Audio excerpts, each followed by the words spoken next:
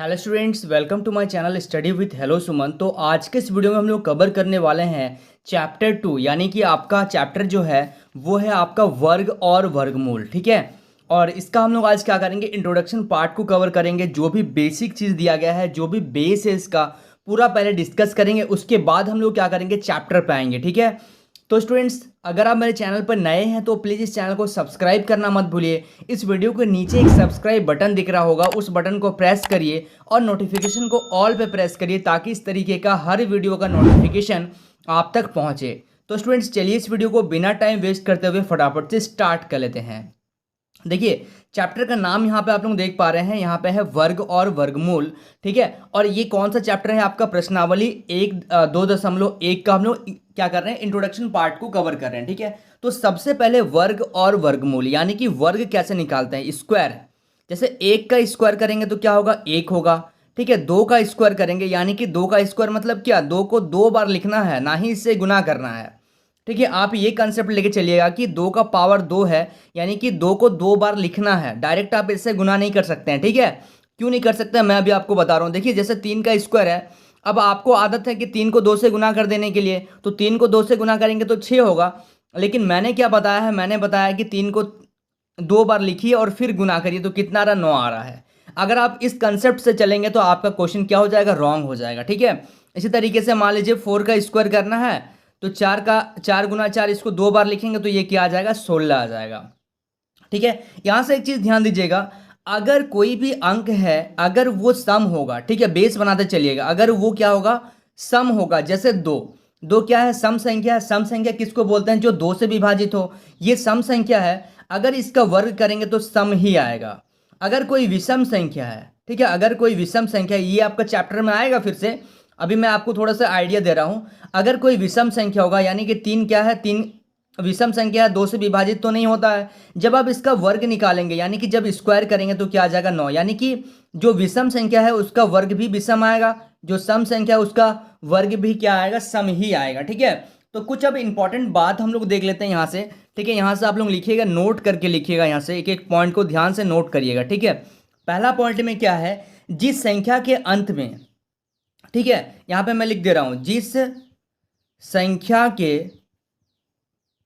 अंत में, ठीक है, क्या हो रहे, 2 रहे, 3 रहे, 7 रहे या 8 रहता है, या 8 रहता है, तो वह पूर्ण पूर्ण वर्ग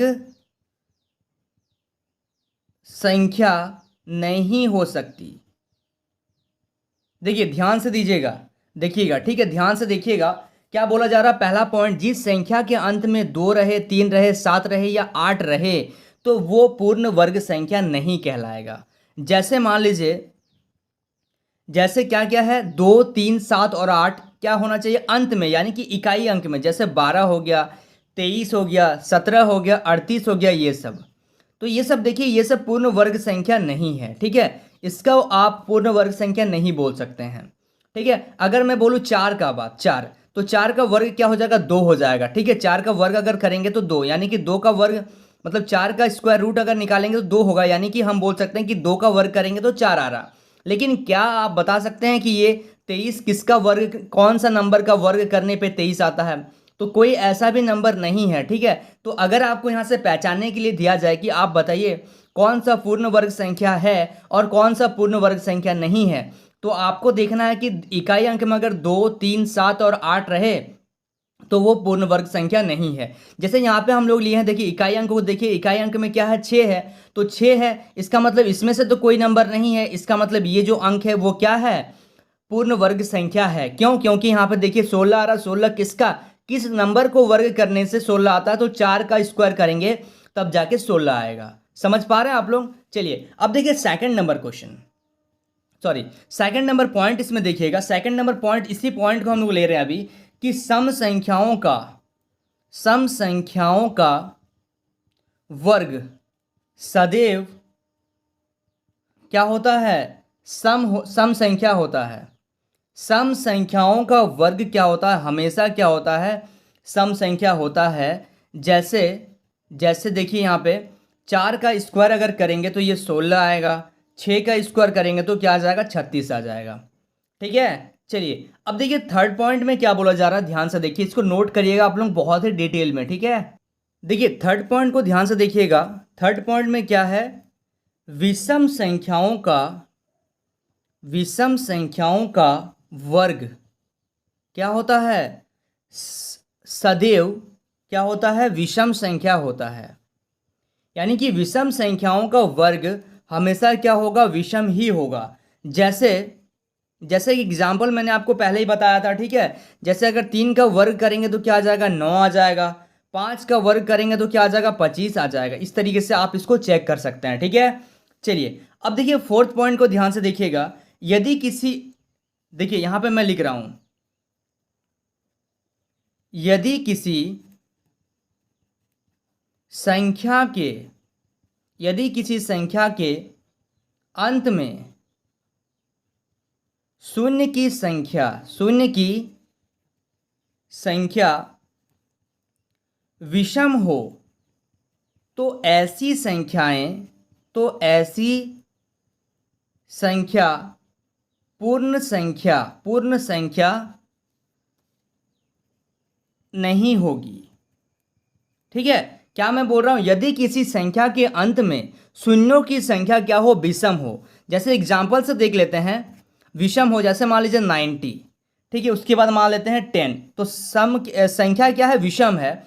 तो यदि किसी संख्या के अंत में शून्यों की संख्या क्या हो, विषम होती हो, तो वह पूर्ण वर्ग संख्या नहीं कहलाएगी।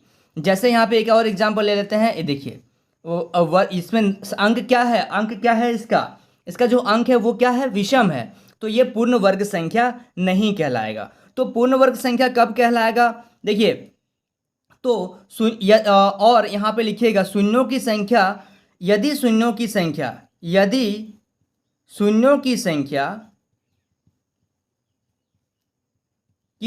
क्या हो, यदि शून्यों की संख्या सम हो तो ही वह क्या कहलाएंगे, तो ही वह, इसको हम लोग क्या बोलेंगे, पूर्ण वर्ग संख्या है, ठीक है। जैसे एग्जाम्पल में देख लेते हैं, एग्जाम्पल में अगर देखेंगे, जैसे मान लीजिए 400, तो शून्यों की संख्या क्या है, शून्यों की संख्या सम है। अगर मैं 300 ले लूं, देखिए शून्यों की संख्या क्या है, सम है, ठीक है। समझ पा रहे हैं आप लोग। उसके बाद आप ले सकते हैं 900, ठीक है। ये सब आप एग्जाम्पल में दिखा सकते हैं, ठीक है। समझ में आया आपको फोर्थ पॉइंट।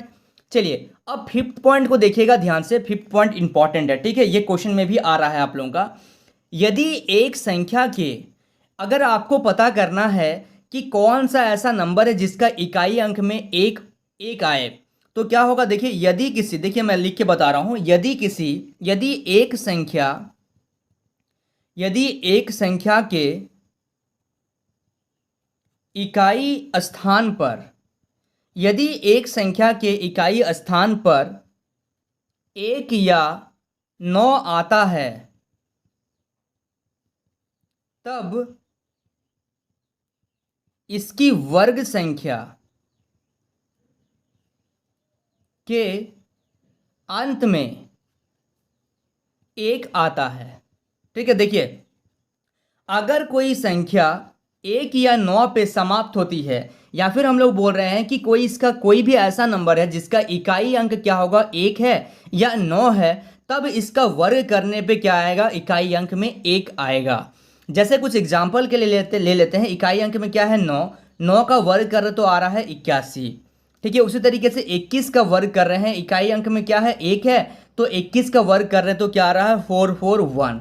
उसी तरीके से आप 11 का वर्ग करके देख सकते हैं, 11 का वर्ग कर रहे तो 121 आ रहा है, ठीक है। ये बहुत इंपॉर्टेंट पॉइंट है, आप लोग इसको नोट जरूर करिएगा, ठीक है। चलिए 1-2 पॉइंट और है, फिर हम लोग इसको एग्जाम्पल को सॉल्यूशन करेंगे। देखिए उदाहरण 1 को ध्यान से देखिए। निम्नलिखित में से कौन सी संख्या का अंक जो है वो 1 पर समाप्त होगी, यानी कि कौन सा ऐसा इसमें से स्क्वायर है जिसका स्क्वायर करने से आपको क्या मिलेगा, 1 मिलेगा, ठीक है। तो देखिए मैंने आपको एक तरीका बताया था। क्या तरीका बताया था कि अगर उस संख्या के अंत में, है ना, अगर उस संख्या के इकाई अंक पर क्या होगा, इकाई अंक पर जो संख्या होगी वो संख्या क्या होगी, 1 या 9 होगी, तभी उसका वर्ग करने पर वो 1 पर समाप्त होगा। तो क्या इसका इकाई अंक पर 1 या 9 है? तो ये इकाई अंक जो उसका 1 नहीं होगा, आप नहीं लिख दीजिए। सेकंड नंबर का देखिए, इसका भी नहीं होगा क्योंकि इसका इकाई अंक में क्या है, 5 है, इसका 9 है। जब आप इसका वर्ग करेंगे यानी कि 39 का जब वर्ग करेंगे तो इसका जो इकाई अंक होगा वो क्या होगा, 1 पर समाप्त होगा। तो यहां पे लिख सकते हैं 1 पर समाप्त होगी, ऐसा आप इसको लिख के दिखा सकते हैं।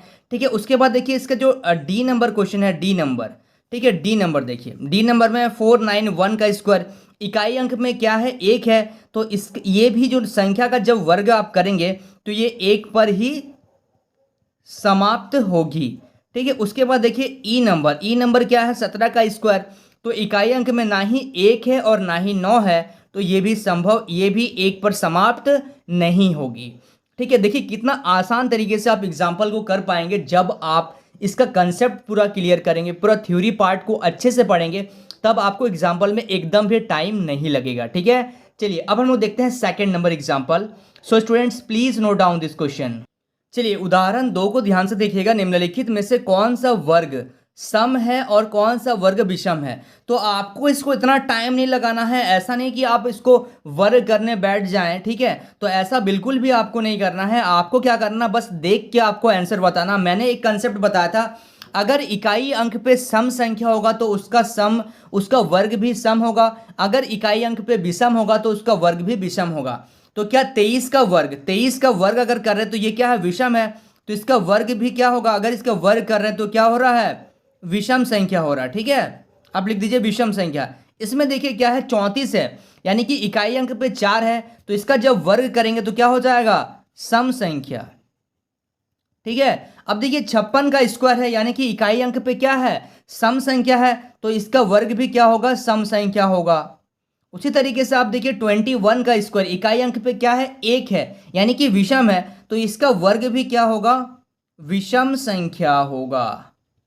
ठीक है, आ रहा समझ में आप लोगों को? चलिए अब हम लोग नेक्स्ट एग्जाम्पल देखते हैं, example number 3। So students please note down this question. अब देखिए थर्ड नंबर एग्जाम्पल को ध्यान से देखिएगा। निम्नलिखित संख्याओं के वर्ग में शून्यों की संख्या कितनी होगी?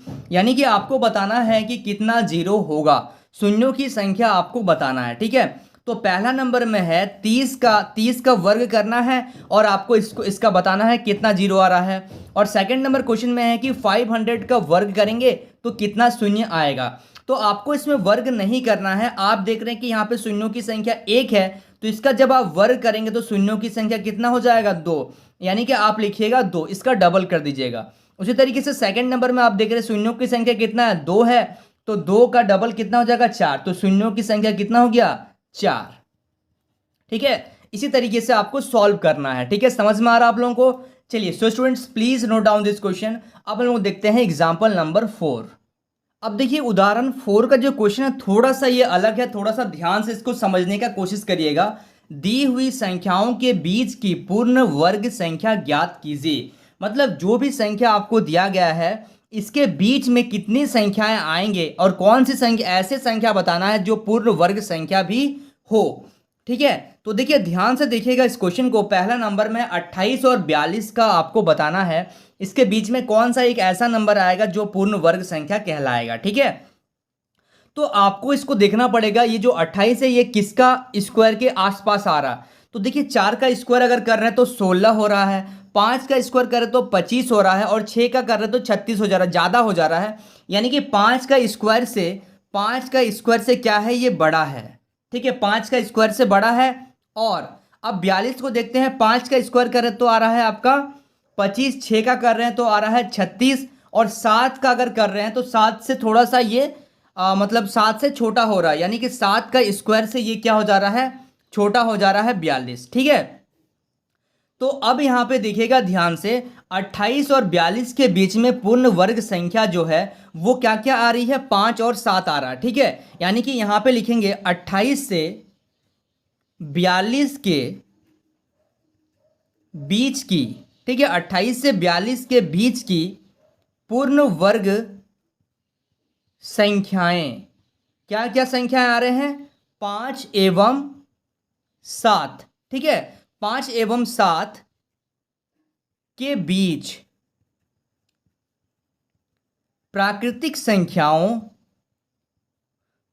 संख्याओं का वर्ग होगा, वर्ग होगी। कौन सा संख्या होगी तो 5 एवं 7 के बीच कौन सा संख्या आ रहा बताइए? सिर्फ एक संख्या है, कौन सा? 6, जो कि एक क्या है? प्राकृतिक संख्या है।